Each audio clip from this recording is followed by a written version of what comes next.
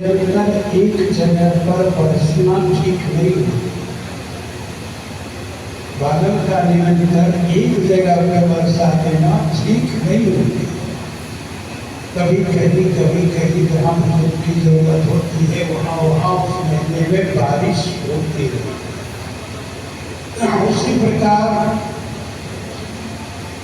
किसी भी धार्मिक आध्यात्मिक कार्यक्रम में जो सत्संग का अमृत भक्ति का अमृत इसका बरसता है, ये भिन्न भिन्न समय में होनी चाहिए। निश्चित रूप से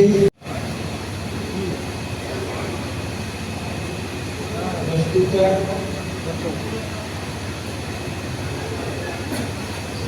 साढ़े 4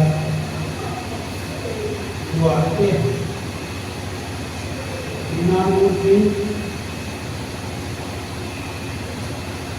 दर्शन नमन अवसर करने वाले की संख्या बढ़ रही है और कार्य इमामुद्दीन कैसे अच्छा हो, बेहतर हो, इसी प्रयास में सभी लोग अपने अपने स्तर से लगे रहते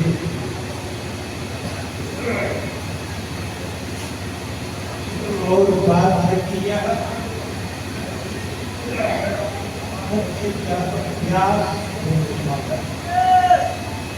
व्यास पूर्णिमा को भी